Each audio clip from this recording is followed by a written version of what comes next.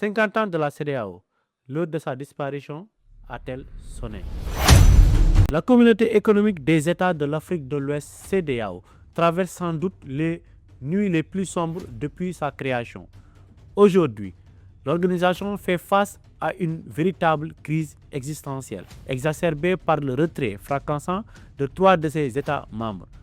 Pourtant, lors de sa fondation en 1975, l'objectif était noble, bâtir une intégration économique solide en Afrique de l'Ouest. Malheureusement, l'institution peine encore à concrétiser ses ambitions, à l'image de la monnaie commune qui tarde à voir le jour. De plus, l'incapacité de l'organisation à imposer un cadre démocratique rigoureux dès l'origine a fini par saper sa légitimité, plaçant désormais la CEDEAO devant un risque réel d'implosion.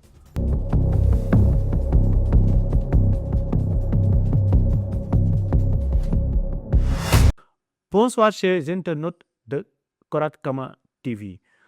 Heureux de vous retrouver pour une nouvelle investigation.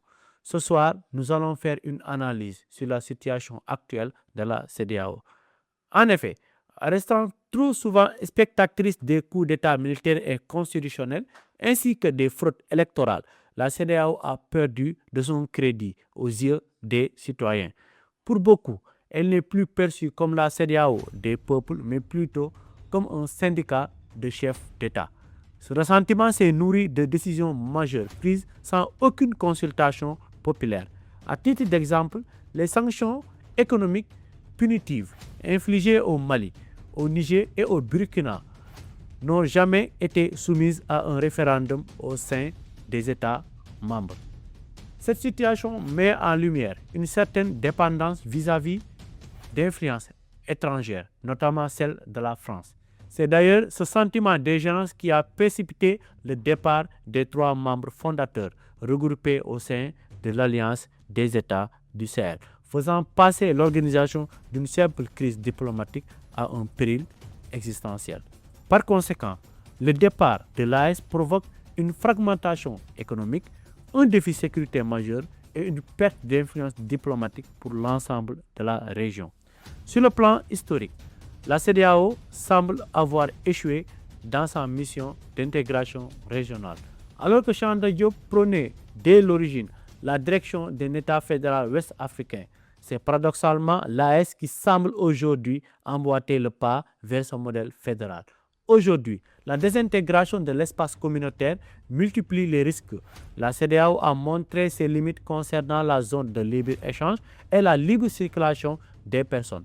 Le commerce transfrontalier pourrait-il s'effondrer? L'impact serait-il dévastateur, notamment pour les petits commerçants qui subissent déjà des tracasseries quotidiennes? Un autre constat s'impose, celui de l'échec de la sécurité collective.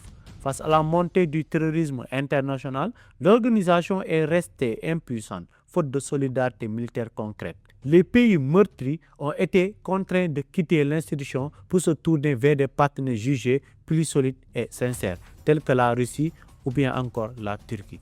En définitive, la CEDEAO subit une perte d'influence géopolitique flagrante, devenant un terrain de jeu pour les puissances extérieures où l'on négocie désormais en micro-État plutôt qu'en bloc uni. Dès lors, il apparaît évident que la CEDEAO doit se réformer en profondeur. Pour devenir un véritable contre-pouvoir face aux chefs d'État, le Parlement doit gagner en puissance grâce à une élection au suffrage universel direct. Dans la même logique, l'institution devrait privilégier des sanctions ciblées contre les dirigeants qui bafouent les règles, plutôt que de punir les populations. Enfin, pour garantir une réelle autonomie stratégique, la CEDEAO doit impérativement réduire sa dépendance aux financements extérieurs et concrétiser sans délai le projet de la monnaie éco. En conclusion, la CEDEAO est à la croisée des chemins. Si elle ne parvient pas à surmonter ses contradictions internes et à résister aux appétits géopolitiques externes, elle court le risque de disparaître définitivement. C'était tout pour aujourd'hui.